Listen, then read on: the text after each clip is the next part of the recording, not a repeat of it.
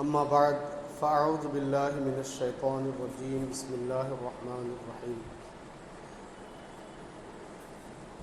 فاما الیتیم فلا تقہر واما السائل فلا تنہر واما بنعمت ربک فحدث صدق اللہ العظیم وبلغنا رسوله النبی الامین الکریم ونحن على ما قال ربنا لمن الشاهدين والشاكرين والحمد لله رب العالمین۔ آئیے ہم آپ سب مل کر اپنے اور ساری کائنات کے مرکز عقیدت ہم سب کے آقا مولا حضور تاجدار مدینہ سیاح لامکاں فخر دو جہاں سرور عالم نور مجسم جناب احمد مجتبی محمد مصطفیٰ ارواحنا فدا صلی اللہ تعالی علیہ وسلم کی بارگاہ بےکس پناہ میں انتہائی خلوص و محبت و عقیدت و احترام کے ساتھ درود و سلام کا ہدیہ پیش کر لیں۔ اللہم صلی علی سیدنا حبیبنا شفیعنا مولانا محمد معدن الجود والکرم وعلی آلہ وصحابہ وبارک وسلم صلاۃ و سلام علیک یا رسول اللہ صلی اللہ تعالی علیہ وسلم۔ اللہ تبارک و تعالی نے سورۃ الضحیٰ میں ارشاد فرمایا والضحیٰ واللیل اذا سجا۔ پیارے محبوب، آپ کے رخ انور کی قسم اور آپ کی زلف معمبر کی قسم جب وہ چھا جائے، ما ودعک ربک وما قلی، آپ کو آپ کے رب نے نہیں چھوڑا اور نہ بیزار ہوا۔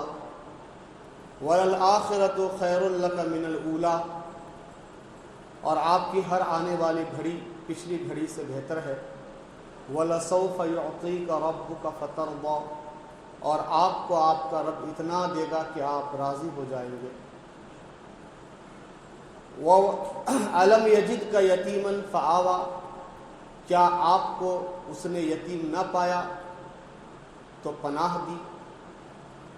وَوَجَدَكَ ضَالًّا فَهَدَىٰ، اور آپ کو اپنی محبت میں وارفتہ پایا تو راہ عطا فرمائی۔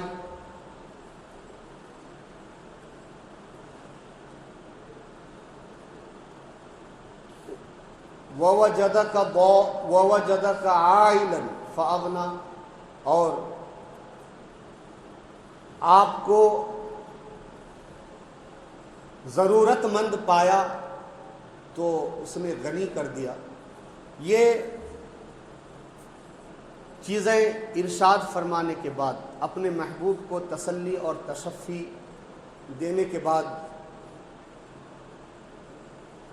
ارشاد فرمایا جا رہا ہے، پیارے اب آپ کے سامنے تین کام ہیں۔ ایک کرم سوچی ہے جس کے اندر تین کرم کرنے ہیں، تین کام کرنے ہیں۔ وہ تین کام کیا ہیں؟ فَأَمَّا الْيَتِيمَ فَلَا تَقْهَرْ، پیارے محبوب آپ یتیم پر سختی نہ کریں۔ وَأَمَّا السَّائِلَ فَلَا تَنْهَرْ، اور مانگنے والے کو نہ جھڑکیں۔ وَأَمَّا بِنِعْمَةِ رَبِّكَ فَحَدِّثْ، اور اپنے رب کی نعمتوں کا چرچا کریں۔ یہ تین کام کرنے ہیں، اور حضور صلی اللہ علیہ وسلم کے صدقے اور طفیل امت کے لیے بھی یہ تین کام بڑے پیارے ہیں۔ فرمایا فَأَمَّا الْيَتِيمَ فَلَا تَقْهَرْ، یتیم پر سختی نہ کریں، یتیم پر شدت نہ کریں، کیونکہ پیارے محبوب آپ بھی ظاہری طور پر یتیم رہ چکے ہیں، اور جو درد یتیم کا ہے آپ سے بڑھ کر کوئی اس کو سمجھ نہیں سکتا۔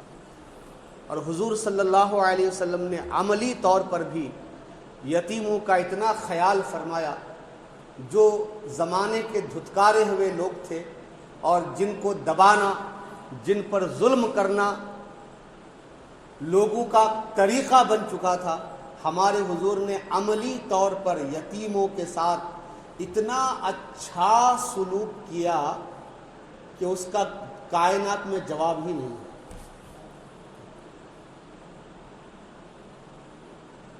اور عملی طور پر یتیم کے ساتھ حسن سلوک کا طریقہ اپنی امت کو بتایا، ساتھ ہی ساتھ اپنے اقوال مبارک سے بھی تاکید فرمائی کہ اے لوگو، امت کے ساتھ، یتیم کے ساتھ تمہیں کس طرح سے حسن سلوک کرنا ہے۔ میں نے کئی جمعہ پہلے یہ علم یجد کا یتیمن فآوا کے تحت 2-1 حدیثیں سنائی تھیں یتیم کے بارے میں، 2-1 حدیثیں اور سناتا ہوں۔ حضرت سیدنا عقبہ ابن عامر رضی اللہ تعالی عنہ سے روایت ہے کہ نبی اکرم صلی اللہ علیہ وسلم نے ارشاد فرمایا، جنت میں ایک گھر ہے جس کا نام ہے دار الفرج۔ دار الفرج، جنت میں ایک گھر ہے جس کا نام ہی ہے دار الفرج، کشادگی کا گھر، عیش و عشرت کا گھر۔ جنت میں، جنت تو ہے ہی عیش و عشرت کے لیے، جنت میں ایسے ایسے آرام اور ایسے ایسی نعمتیں ہیں جن کے بارے میں کوئی تصور بھی نہیں کر سکتا۔ آج بڑے سے بڑا مالدار اپنے گھروں میں جو چیزیں آرام کے سجاتا ہے وہ تو جنت کے مقابلے میں حقیر سے حقیر، ذرہ برابر بھی نہیں ہو سکتا۔ کہتے ہیں بھائی امبانی کے گھر میں فلاں فلاں فلاں فلاں فلاں فلاں سہولتیں ہیں، اس کے گھر میں وہ سہولتیں ہیں، تندولکر کے گھر میں وہ سہولتیں ہیں، ایلن مسک کے گھر میں جو ہے یہ سہولتیں ہیں، اور کسی کا گھر جو ہے اگر بیچنے کے لیے جائیں، قیمت، موجودہ قیمت کسی کا جو ہے 1000 کروڑ ہے تو کسی کا 10,000 کروڑ ہے، کسی کا 500 کروڑ ہے۔ تو چاہے کتنی بھی قیمت ہو اور کتنے ہی سامان تعیش، عیش و عشرت اور آرام کے سامان کیوں نہ موجود ہوں، جنت کے ایک ادنا سے محل اور مکان کے نزدیک اس کی وہ حیثیت بھی نہیں ہے، دنیا کے ان گھروں کی، اس کے عیش و آرام کی وہ حیثیت بھی نہیں ہے جیسے کہ بہت بڑے ریگستان میں ایک ذرہ کا ہو۔ بہت بڑے ریگستان میں، آپ راجستھان چلے جائیں، ریگستان میں آپ جھنجھنو، چورو، بیکانیر، سیکر، جو یہ سب راجستھان میں جو ہے علاقے ہیں، تو آپ چلے دور دور تک آپ کو ریت ہی ریت نظر آئیں گے۔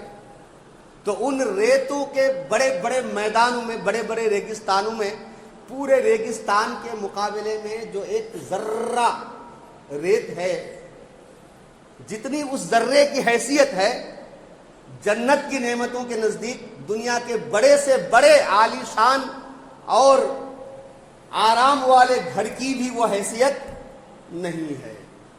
جی، ایک حدیث پاک بخاری شریف میں ہے اور میں نے بھی یہ سنایا ہے، اور انشاءاللہ یہ بیان ختم ہونے کے بعد میں نے وعدہ کیا تھا کہ جنت اور دوزخ کا بیان جو قرآن کریم میں اللہ نے ارشاد فرمائے ہیں، جنت میں کون کون سی نعمتیں ہوں گی اور دوزخ میں کیسا کیسا عذاب ہوگا، وہ انشاءاللہ میں شروع کروں گا۔ اس کے بعد میں اس وقت یہ حدیث پاک سناؤں گا۔ بہرحال حضور فرماتے ہیں کہ میں اس آدمی کو دیکھ رہا ہوں جو سب سے لاسٹ میں دوزخ سے نکل کر جنت میں جائے گا۔ حضور دیکھ رہے ہیں وہیں سے۔ کب ہوگا یہ واقعہ؟ قیامت میں، پتہ نہیں وہ لاکھوں سال ہے یا کروڑوں سال ہے یا اربوں سال کے بعد ہوگا، اللہ اور اس کے رسول بہتر جانے۔ حضور فرماتے ہیں میں دیکھ رہا ہوں، میں دیکھ رہا ہوں اس جنتی کو جو سب سے اخیر میں، سب سے لاسٹ میں دوزخ سے نکل کر کے جنت میں جائے گا۔ بہرحال وہ بہت لمبا واقعہ ہے، میں لاسٹ میں پڑھتا ہوں کہ حضور فرماتے ہیں کہ جب وہ جنت میں اللہ کے حکم سے داخل ہوگا تو اسے جنت بھری ہوئی نظر آئے گی، جنت بھری ہوئی نظر، وہ واپس آئے گا، باہر نکل گا، عرض مولا میری جگہ کہاں ہے یہاں پہ؟ یہ جنت تو بھری ہوئی ہے۔ ارشاد ہوگا تم جنت میں جاؤ تو پہلے، داخل تو ہو، تمہارے لیے جنت میں دنیا اور 10 دنیا کے برابر، یہ جو ہماری دنیا ہے، اس دنیا اور اس دنیا کے 10 دنیا کے برابر تمہارے لیے جنت میں جگہ موجود ہے۔ یہ کس کے لیے ہے؟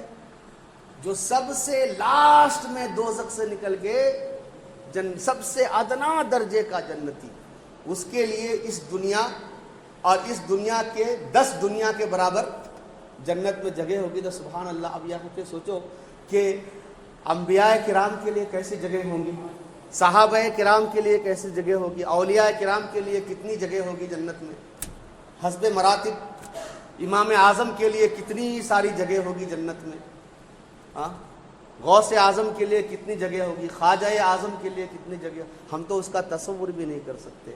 تو یہ دنیا کے بڑے بڑے محلوں میں رہنے والے، چاہے وہ منت ہو، چاہے اس کا امبانی کا گھر کا کیا تو نام ہے، انطالیہ میں کیا کچھ ایسا کچھ نام ہے، تو یہ سب جو ہے حقیر ذرے سے بھی کمتر ہے، جو ایک ادنا درجے کے مومن کو، جنتی کو جنت میں ملنے والا ہے۔ لہذا اے مسلمانوں، کسی کا عالی شان گھر دیکھ کر کے احساس کمتری میں مبتلا ہونے کی ضرورت نہیں ہے، کسی کے عیش و آرام کو دیکھ کر کے احساس کمتری میں مبتلا ہونے کی ضرورت نہیں ہے، کسی کمپلیکس میں مبتلا ہونے کی ضرورت نہیں ہے، اس لیے کہ یہ 60-70 سال کی زندگی کے بعد جو تمہیں عطا ہونے والا ہے، اس کے مقابلے میں یہ ساری دنیا کی نعمتیں بالکل ذرے کی بھی حیثیت نہیں رکھتی۔ حضور خود فرماتے ہیں اگر اس دنیا کی حیثیت اللہ تعالیٰ کے نزدیک مچھر کے پر کے برابر بھی ہوتی نا، مچھر کا پر، مچھر کان میں آ کے بھرنا، تو بڑا بہادر ہے مچھر، ہم لوگ کیا بہادر ہیں۔ تو اگر اللہ تعالیٰ کے نزدیک اس دنیا کی حیثیت، وقعت، اس کی ویلیو مچھر کے پر کے برابر بھی ہوتی تو اللہ تعالیٰ کسی کافر کو برتنے کے لیے نہیں دیتا۔ کافر بھی اس دنیا کو کافر بھی برت رہا ہے، اس کا مطلب یہ کہ اللہ کے نزدیک اس دنیا کی ویلیو جو ہے مچھر کے پر کے برابر بھی نہیں ہے۔ اس لیے غریب اپنی غربت پر، مومن اپنی محرومیوں پر، اور کسی مشرک کے، کفار و مشرکین کے عیش و عشرت کو دیکھ کر کے احساس کمتری میں مبتلا ہونے کی مومن کو کبھی ضرورت نہیں ہے، اس لیے کہ اس کو جو عطا ہونے والا ہے وہ اس دنیا سے کہیں زیادہ بہتر ہے۔ تو حضور فرماتے ہیں جنت میں ایک گھر ہے جس کا نام ہے دار الفرج، کشادگی، عیش و آرام کا گھر۔ جنت خود ہی عیش و آرام کا گھر ہے، اس جنت میں بھی ایک ایسا گھر ہے جو آرام ہی آرام کا گھر ہے۔ حضور فرماتے ہیں اس میں صرف وہ لوگ داخل ہوں گے جنہوں نے دنیا میں کسی یتیم کو خوش کیا ہوگا۔ کچھ موٹیویشن آ رہی ہے، کچھ اچھا لگ رہا ہے، اللہ کرے دل میں بات اتر جائے۔ میں اپنی بات نہیں سنا رہا ہوں، اپنے باپ کی بات بھی نہیں سنا رہا ہوں، رسول پاک کی بات سنا رہا ہوں۔ سبحان اللہ۔ دوسری حدیث پاک حضرت انس رضی اللہ تعالی عنہ سے مروی ہے، تاریخ بغداد میں یہ حدیث پاک ہے کہ جب یتیم روتا ہے تو اس کے آنسو اللہ کی ہتھیلیوں میں گرتے ہیں۔ اچھا ایک بات یاد رکھیے، قرآن و حدیث میں اللہ کے لیے ہاتھ، چہرہ، وجہ اللہ، اللہ کا چہرہ، ید اللہ، اللہ کا ہاتھ، یہ جو ہاتھ، چہرہ وغیرہ کا جو ذکر ہوتا ہے، اس کا یہ ظاہری معنی مراد نہیں ہوتا۔ یہ جو ہمارے ہاتھ ہیں، ہمارا جو چہرہ فیس ہے، یہ مراد نہیں ہوتا۔ اللہ تبارک و تعالیٰ اور اس کے رسول کی ید اور وجہ سے، چہرہ اور ہاتھ سے کیا مراد ہے وہ اللہ ہی بہتر جانتا ہے اور اس کے رسول ہی بہتر جانتے ہیں۔ جی، اس لیے کہ اللہ جسم و جسمانیات سے پاک ہے۔ جسم کا مطلب یہ باڈی، اور جسمانیات کا مطلب وہ خاصیتیں جو جسم کی خاصیتیں ہوتی ہیں. جیسے کوئی جسم ہوا میں فضا میں نہیں رہ سکتا, اس کے لیے کوئی اسپیس چاہیے. وہ جو کہتے ہیں کہ جو اسپیس میں جو رہتے ہیں وہ بھی اسپیس اسٹیشن میں رہتے ہیں. ہاں خلا میں. ہاں تو ان کے لیے بھی ایک جگہ چاہیے. آدمی ویسے ہی بغیر کسی سہارے کے زمین و آسمان کے درمیان فضا میں ٹھہر نہیں سکتا. یہ جسم کی خاصیت ہے. بھوک لگنا جسم کی خاصیت ہے, پیاس لگنا جسم کی خاصیت ہے, سردی گرمی لگنا یہ جسم کی خاصیت ہے. سمجھ رہے آپ نا. سننے کے لیے کان کا ہونا, دیکھنے کے لیے آنکھ کا ہونا, بولنے کے لیے زبان کا ہونا, تو یہ سب کیا ہے؟ جسم کی خاصیتیں ہیں, جسم کے لوازمات ہیں, جسم کے اس کو انگلش میں کیا کہتے ہیں, میٹیریل تو نہیں کہیں گے, میٹیریل تو ہو گیا وہ 4 چیزیں. جسم کے میٹیریل 4: آگ, پانی, مٹی, ہوا. یہ ہمارے جسم کے میٹیریل ہیں. باقی بہرحال خواص جو ہیں, خاصیت. تو اللہ تبارک و تعالیٰ جسم سے بھی پاک ہے اور جسمانیات سے بھی پاک ہے. اب تو حدیث میں جو اللہ کے لیے ید کا لفظ ہے, قرآن میں بھی ید کا لفظ ہے. اسی طرح سے قرآن میں وجہ اللہ, وجہ کا لفظ ہے, ید اللہ, ید کا, ہاتھ کا لفظ ہے. تو اس سے مراد کیا ہے اللہ اور اس کے رسول ہی بہتر جانتے ہیں. ہاں ہم یہ کہہ سکتے ہیں, تعویل کر سکتے ہیں کہ اللہ کی قدرت کے جلوے, اللہ کی قدرت کا ہاتھ, سمجھے نا, اس طرح کہہ سکتے ہیں. تو بہرحال حضرت انس رضی اللہ تعالیٰ عنہ فرماتے ہیں جب یتیم روتا ہے تو اس کے آنسو اللہ کی قدرت کے ہتھیلیوں میں گرتے ہیں, اللہ کی قدرت کے ہتھیلیوں میں گرتے ہیں. اللہ فرماتا ہے اس یتیم کو کس نے رلایا ہے جس کے ماں باپ قبر میں غائب ہو چکے ہیں. جو اس یتیم کو چپ کرائے اس کے لیے جنت ہے. سبحان اللہ, سبحان اللہ. اور حضرت عمر فاروق رضی اللہ تعالیٰ عنہ سے روایت ہے, رسول اللہ صلی اللہ علیہ وسلم نے ارشاد فرمایا جب یتیم روتا ہے تو اس کے رونے کی وجہ سے عرش ہل جاتا ہے. اگر آپ کے رشتہ داروں میں, آپ کے محلے میں, آپ کے پڑوس میں کوئی یتیم ہو, سنو اس کو. کبھی کبھی ہوتا ہے کہ بڑے بھائی کا انتقال ہو گیا, اس کے چھوٹے چھوٹے بچے ہیں, تو یہ نہیں کہ آپ اب تو کوئی بولنے والا ہے نہیں, بڑے بھائی کا جائیداد جو ہے اپنے نام کرا لیں. سنیے حضور فرماتے ہیں جب یتیم روتا ہے تو اس کے رونے کی وجہ سے عرش ہل جاتا ہے, اور رحمان فرشتوں سے فرماتا ہے میرے اس بندے کو کس نے رلایا, حالانکہ میں اس کے باپ کی روح قبض کر چکا ہوں اور اس کو مٹی میں چھپا چکا ہوں. فرشتے کہیں گے اے ہمارے رب ہمیں علم نہیں ہے. تو رحمان فرمائے گا, اللہ فرمائے گا اے فرشتو گواہ ہو جاؤ, جس نے اس یتیم کو راضی کیا میں قیامت کے دن اسے راضی کروں گا. اور حضرت عبداللہ بن عمر رضی اللہ تعالیٰ عنہ فرماتے ہیں کہ رسول اللہ صلی اللہ علیہ وسلم نے ارشاد فرمایا اللہ تعالیٰ کے نزدیک سب سے پسندیدہ گھر وہ گھر ہے جس میں یتیم کی عزت کی جاتی ہو. سب سے پسندیدہ گھر اللہ کے نزدیک کون سا ہے؟ جس میں یتیم کی پرورش عزت کے ساتھ کی جاتی ہو, یتیم کی عزت کی جاتی ہو. اور حضرت ابو مالک رضی اللہ تعالیٰ عنہ فرماتے ہیں کہ انہوں نے رسول اللہ صلی اللہ علیہ وسلم کو فرماتے ہوئے سنا کہ جس شخص نے مسلمانوں میں سے کسی یتیم کو اپنے کھانے اور پانی کے ساتھ ملایا, یعنی کھانا کھلایا, پانی پلایا, یہاں تک کہ اسے سیر کر دیا, اس کا پیٹ بھر دیا, تو حضور فرماتے ہیں اس کے لیے یقیناً جنت واجب ہو جائے گی. سبحان اللہ.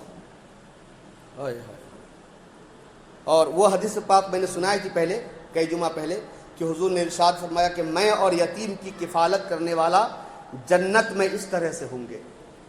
یہ دونوں انگلی جس طرح سے ایک دوسرے سے ملے ہوئے ہیں، اسی طرح سے وہ بندہ میرے ساتھ جنت میں مل کر کے رہے گا۔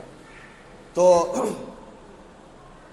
سورۃ الضحیٰ میں اللہ نے اپنے محبوب کو اور اپنے محبوب کے ذریعے محبوب صلی اللہ علیہ وسلم کی امت کو تین کام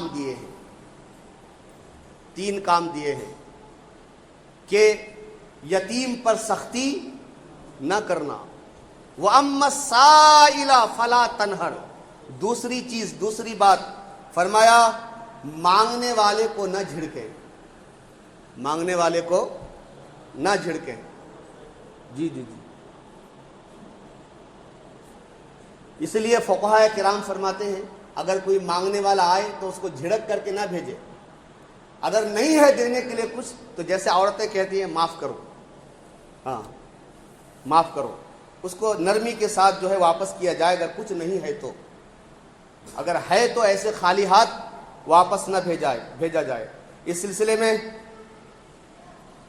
سلسلے میں حضرت سیدنا ابو ہریرہ رضی اللہ تعالی عنہ سے حدیث پاک مروی ہے، اللہ کے رسول صلی اللہ علیہ وسلم نے ارشاد فرمایا کہ اللہ تعالی ارشاد فرماتا ہے، اے انسان تو لوگوں پر خرچ کر، میں تجھ پر خرچ کروں گا،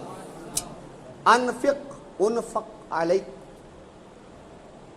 تو میرے بندوں پر خرچ کر، میں تیرے اوپر خرچ کروں گا۔ مطلب صاف ہے، تم لوگوں کو دو گے اللہ تعالیٰ تمہیں دے گا، عطا فرمائے گا۔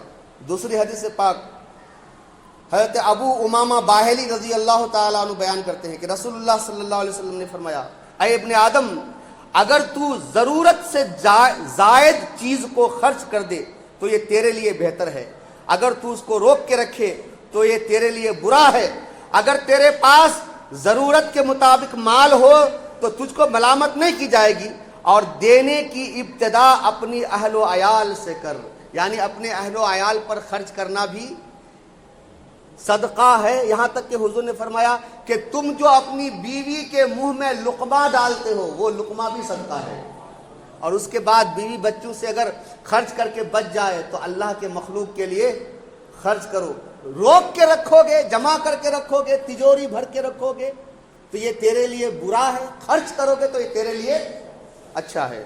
اللہ اکبر، حدیث قدسی۔ اچھا، اب اس سلسلے میں حضور صلی اللہ تعالی علیہ وسلم کس طرح سے عطا کیا کرتے تھے، ایک دو حدیث پاک سن لیجئے کہ ایک مرتبہ حضرت سہل بن سعد ساعدی رضی اللہ تعالی عنہ اپنے شاگردوں کو حدیث پاک بیان کر رہے ہیں، ارشاد فرمایا، بخاری شریف کے اندر کتاب الادب میں یہ حدیث پاک موجود ہے، اور میں نے یہ حدیث پاک کئی بار بچوں کو پڑھایا بھی ہے، خود بھی پڑھا ہے، پڑھایا بھی ہے۔ صحابہ کرام کے درمیان حضور صلی اللہ علیہ وسلم تشریف فرمائے، ایسے میں ایک عورت نجرانی چادر، ایک بہترین قسم کی عمدہ چادر جس میں سرخ رنگ کی دھاریاں پڑی ہوئی تھیں اور سائیڈ میں بارڈر بھی تھا، لے کر کے آئیے، عرض کہ یا رسول اللہ میں آپ کو گفٹ کرنا چاہتی ہوں، فرمایا ٹھیک ہے لاؤ۔ حضور ہدیہ قبول فرماتے تھے، صدقہ قبول نہیں کرتے تھے، ہدیہ قبول فرماتے تھے۔ چنانچہ حضور نے ہدیہ قبول فرمایا، گفٹ قبول فرمایا، گئے اور پرانی چادر جو تھی اس کو اتارا اور وہ نئی چادر اپنے اوپر ڈال کر کے باہر تشریف لائے۔ ایک صحابی انہوں نے کہا یا رسول اللہ یہ چادر کتنی اچھی لگ رہی ہے آپ پر، مجھے عطا فرما دیجیے۔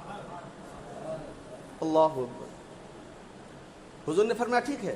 پھر حضور اندر گئے، وہی پرانی چادر پہنی اور نئی چادر اتار کر کے لا کر کے دے دیا۔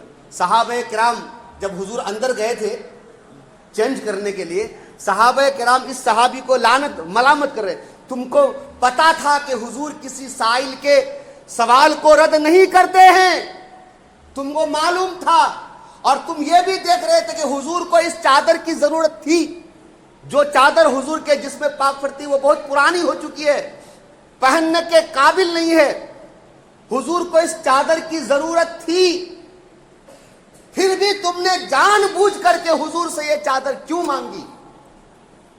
تو اس نے کہا سنو، میں نے پہننے کے لیے نہیں مانگی، میں نے اس لیے مانگی ہے کہ جب میں مر جاؤں تو اس چادر میں مجھے کفن دیا جائے اور اس کفن کے صدقے اللہ میری مغفرت فرمائے۔ ایک بات تو یہ معلوم ہوئی کہ حضور کے جسم انور سے جو چیز لگ جائے، جو کپڑا لگ جائے، صحابہ کرام اسے باعث نجات سمجھتے تھے۔ نہ طاعت پر، نہ تقوی پر، نہ زہد و اتقاء پر ہے، ہمارا ناز جو کچھ ہے محمد مصطفیٰ پر ہے۔ صحابہ کرام کا یہ عقیدہ تھا۔ آج اگر ہم موئے مبارک کی زیارت کے لیے جاتے ہیں، حضور کے جبہ شریف کی زیارت کے لیے جاتے ہیں، تو یہ کچھ لوگ فتویٰ لگاتے ہیں ناجائز ہے، بدعت ہے، حرام ہے، کیا ثبوت ہے؟ ارے میں کہتا ہوں ثبوت کی ضرورت اسے ہوتی ہے جسے محبت نہ ہو۔ اگر وہ جھوٹ بول رہا ہے سامنے والا، ذمہ داری اس کی ہے، ہم تو نسبت رسول کی تعظیم کریں گے نا۔ اگر کوئی اپنے آپ کو سید کہہ رہا ہے ہم اسے سید مانیں گے۔ سمجھ رہے بات؟ مسئلہ شرعی سمجھ لیجئے۔ اگر کوئی اپنے آپ کو سید کہہ رہا ہے تو ہم اس کو سید مانیں گے، اس کی تعظیم کریں گے، اس کی عزت کریں گے۔ ہمارے ذمہ تحقیقات کرنا نہیں ہے، ہمارے ذمہ تو عزت کرنا ہے، تعظیم کرنا ہے۔ اگر سامنے والا جھوٹ بول رہا ہے تو ذمہ داری اس کے اوپر ہے، ہمارے اوپر کوئی ذمہ داری نہیں ہے۔ تو تبرکات سے برکت حاصل کرنا صحابہ کرام کا طریقہ ہے بھائی۔ اب اس چیز کو وہاں بھی نہیں سمجھیں گے نا، ان کی قسمت ہی پھوٹی ہوئی ہے۔ درود پاک پڑھ لیجیے، اللہم صلی علی سیدنا حبیبنا شفیعنا مولانا محمد وعلی آلہ واصحابہ وبارک وسلم، صلاۃ و سلام علیک یا رسول اللہ۔ اچھا، ایک حدیث پاک اس سلسلے میں اور بھی ہے کہ ایک عورت نے اپنے بیٹے کو نبی اکرم صلی اللہ علیہ وسلم کے پاس بھیجا۔ بیٹے کو کہہ کے بھیجا، بیٹا جاؤ حضور سے عرض کرو کہ میرے پاس پہننے کے لیے کچھ نہیں ہے، مجھے کوئی کپڑا عطا کیجیے، پہننے کے لیے دیجیے۔ بچہ گیا، بیٹا گیا اور عرض کیا، حضور میری امی نے کہلا کے بھیجا ہے، پہننے کے لیے کپڑے ہمارے پاس نہیں ہے، کپڑا عطا کیجیے۔ اتفاق کی بات کہ اس وقت صرف ایک قمیص تھی جو حضور نے پہن رکھی تھی، دوسرا کوئی اور کپڑا نہیں تھا۔ حضور نے فرمایا تھوڑی دیر تمہاری امی کو صبر کرنے بولو، انشاءاللہ کپڑا آتے ہی بھجوا دیں گے۔ بچہ گیا، امی سے کہا، امی نے کہا کہ جا کے حضور سے بولو کہ حضور آپ کے اوپر جو قمیص ہے آپ وہی اتار کے دے دیں۔ اللہ اکبر۔ وہ بچہ آیا اور اپنی ماں کی بات جب حضور کو بتائی تو حضور نے نہ ناراضگی کا اظہار کیا، کچھ نہیں، اسی وقت وہ قمیص اتار کر کے اس بچے کے حوالے کر دیا۔ یہ ہے سائل کو دینا، یہ ہے سائل کو عطا کرنا۔ لوگ کہتے ہیں، کسی نے حضرت مولا کائنات کی بارگاہ میں عرض کیا کہ حاتم طائی بڑا سخی تھا، اگر ایک آدمی اس نے 7 دروازے بنا کے رکھے تھے، ایک آدمی اگر 7 دروازے سے بھی آتا تو 7 دروازے سے اسے دیا کرتا تھا۔ تو مولا کائنات نے فرمایا تھا یہ تو بخالت کی علامت ہے، یہ تو بخل کی علامت ہے۔ حاتم طائی اتنا دیتا ہی نہیں تھا کہ اسے صبر ہوتا، اس لیے وہ 7 دروازے سے آتا تھا۔ میرے حضور کی سخاوت کا عالم یہ ہے کہ ایک مرتبہ ہی میں حضور ایسا عطا کیا کرتے تھے کہ پھر اسے کسی سے مانگنے کی ضرورت نہیں پڑتی۔ اعلیٰ حضرت کی زبان میں کہیں تو میرے کریم سے اگر قطرہ کسی نے مانگا، دریا بہا دیے ہیں، دروبے بہا دیے۔ وَأَمَّا السَّائِلَ فَلَا تَنْهَرْ۔ اے رسول کی امتیوں، رسول کے صدقے ہمارے لیے بھی یہ حکم ہے کہ سائل کو نہ جھڑکے۔ لیکن یاد رکھیے، اعلیٰ حضرت فتاوی رضویہ شریف میں فرماتے ہیں سائلین 3 قسم کے ہوتے ہیں۔ ایک قسم کے سائل وہ جن کا پیشہ ہی مانگنے کا ہے، گھر میں وہ مالدار بھی ہیں، جیسے ہبلی میں بھی آپ کو بہت سے مل جائیں گے، مکان خرید پر گروہ پہ دیے ہیں کتے، پھر بھی رمضان کے مہینے میں زکوٰۃ بھی وصول کرتے ہیں، سمجھ نا آپ؟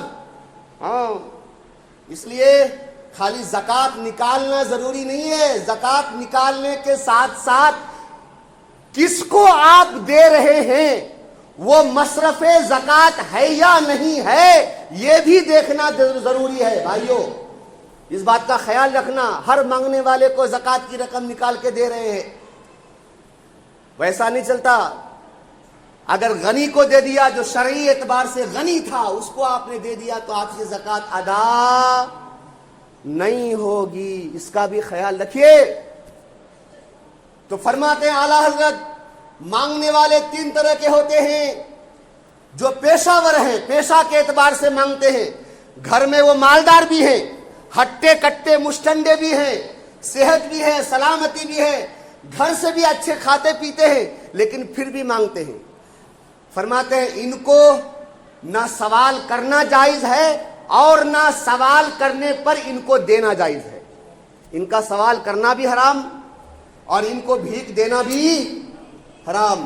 دوسرے وہ ہٹے کٹے مشٹنڈے ہیں، ہٹے کٹے مشٹنڈے کام کر سکتے ہیں، محنت مزدوری کر کے کھا سکتے ہیں، اپنے بچوں کو کھلا سکتے ہیں تو غریب ہیں، شرعی اعتبار سے مالدار غنی نہیں ہے، صاحب نصاب نہیں ہے، مالک نصاب نہیں ہے، لیکن صحیح سلامت ہے، مشٹنڈے ہیں، ہٹے کٹے ہیں، کما سکتے ہیں، محنت کر سکتے ہیں، تو ان کو زکات دینے سے زکات تو ادا ہو جائے گی، زکات دینے سے زکات ادا ہو جائے گی، لیکن ان کو چاہیے کہ نہ مانگے بلکہ محنت مزدوری کر کے کھائے۔ اور اس حدیث اس سلسلے میں میں نے کل جمعرات تھا نا، کل ہی میں نے حدیث پاک پڑھائی، کل نہیں پرسوں بدھ کے دن میں نے حدیث پاک پڑھائی ابن ماجہ شریف میں، جو انشاءاللہ پھر کسی وقت بیان کروں گا۔ اور تیسری قسم مانگنے والے کی وہ ہے جو مجبور بھی ہے، غریب بھی ہے، مجبور بھی ہے، کمانے کے لائق بھی نہیں ہے۔ ایسے لوگوں کو دینا بہت بڑے ثواب کا کام ہے، ثواب ایسے لوگوں کو دینے میں ملتا ہے جو غریب بھی ہیں، فقیر بھی ہیں، ساتھ ساتھ کمانے کے قابل بھی نہیں ہیں، مجبور بھی ہیں، لولے ہیں، لنگڑے ہیں، اندھے ہیں، وغیرہ وغیرہ، اس کی بہت بوڑھے ہیں جو اب کمانے کی طاقت نہیں ہے، تو ایسے لوگوں کو دینے میں واقعی بہت بڑا ثواب ہے۔ اور ہمیں بھی چاہیے کہ ہم اپنے محبوب صلی اللہ علیہ وسلم کی اس عادت کریمہ کو اپنائیں۔ آگے اللہ نے ارشاد فرمایا وَأَمَّا بِنِعْمَةِ رَبِّكَ فَحَدِّثْ۔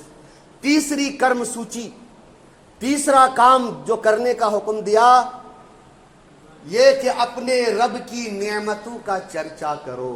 ایک حدیث پاک میں ارشاد فرمایا اللہ کے رسول نے، اللہ تعالیٰ کو یہ بات پسند ہے کہ اس کی نعمت کا اثر اس کے بندے کے اوپر دیکھا جائے، اس کے بندے کے اوپر دیکھا جائے۔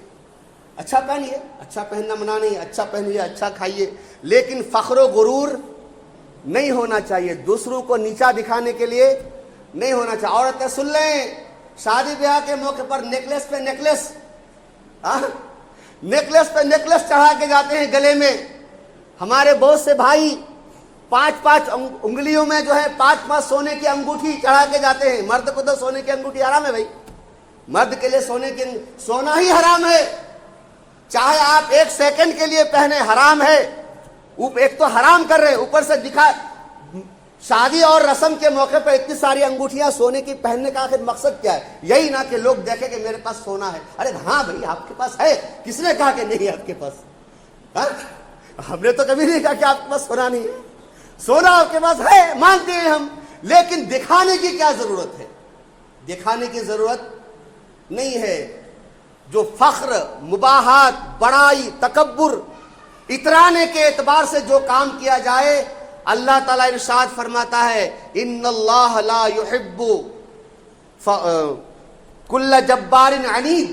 اللہ تبارک و تعالیٰ کسی جبر کرنے والے، سرکش، کسی اترانے والے، تکبر اور فخر و گھمنڈ کرنے والے کے بندے کو پسند نہیں کرتا۔ آپ بغیر گھمنڈ، بغیر فخر کے، اس نیت سے کہ اللہ نے دیا ہے تو اس کا اثر ظاہر ہونا چاہیے۔ اس اعتبار سے اگر آپ اچھا کپڑا پہن رہے ہیں، اچھا کھانا کھا رہے ہیں، تو یہ اللہ کی پسندیدہ کام پر آپ عمل کر رہے ہیں۔